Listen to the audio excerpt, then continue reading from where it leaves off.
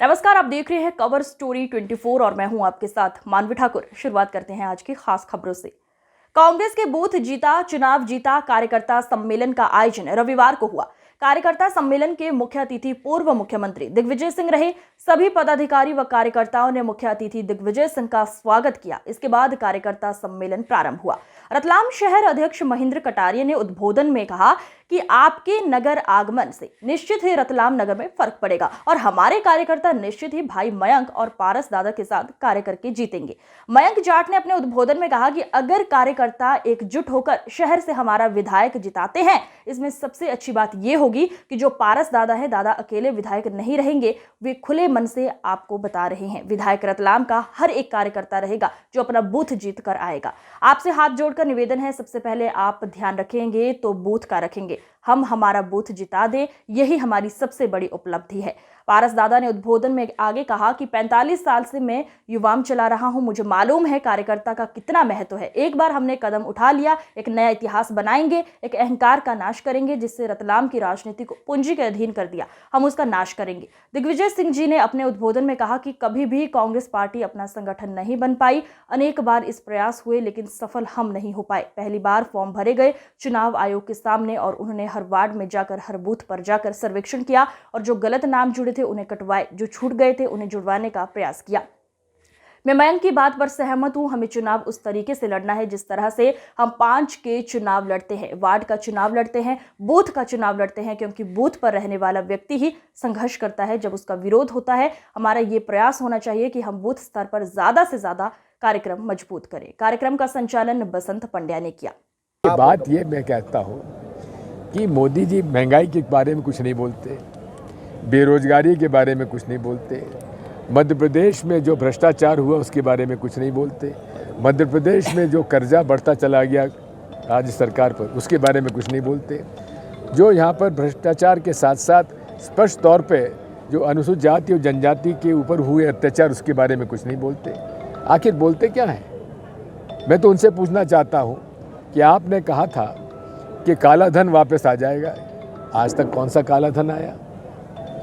ये भी रिकॉर्ड है कि जितना काला धन पहले यहाँ से निकला है मोदी जी के कार्यकाल में, उससे ज़्यादा काला धन विदेशों में चला गया और काला धन जिनको निकाला है वे सब भी भाग के चले गए। आज तक मोदी जी वापस नहीं ला पाए।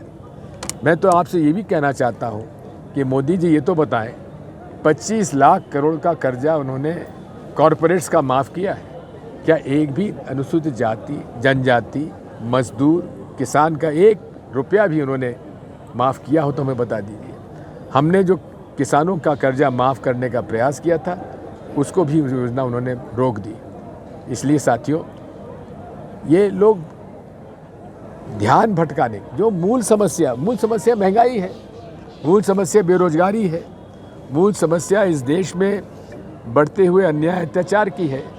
मैं तो आपसे कहता हूँ, निष्पक्ष पत्रकारिता करना क्या संभव है? अब कोई पत्रकार यदि एक लेख या एक वक्तव्य भाजपा खिलाफ लिख देंगे तो उस पर 151 बंद कर दिया जाएगा, झूठे केस लगा दिए जाएंगे। क्या लोकतंत्र इस तरह से बच पाएगा?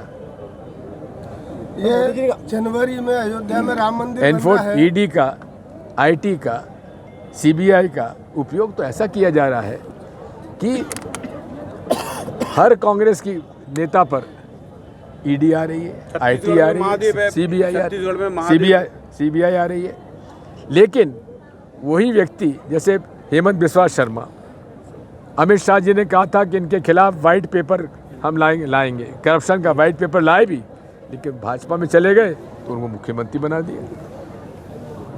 अजीत पवार साहब के लिए मोदी जी ने कहा था 70,000 करोड़ का भ्रष्टाचार हुआ है महाराष्ट्र में सिंचाई विभाग में और अजीत दादा उसके लिए जिम्मेदार हैं।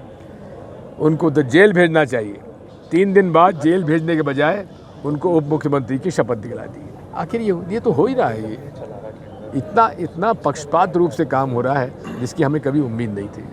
राजा साहब, अयोध्या में जनवरी में राम मंदिर बन जाएगा तो आपको क्या लगेगी? और दोषियों को दंडित किया जाएगा। मध्य प्रदेश में कांग्रेस की कपड़ा फाड़ जो है राजनीति चल रही है और जब अगर सरकार आती है तो जनता के कपड़े फाड़ेंगे, ऐसा उन्हें आरोप लगाया मंच से। कौन ने?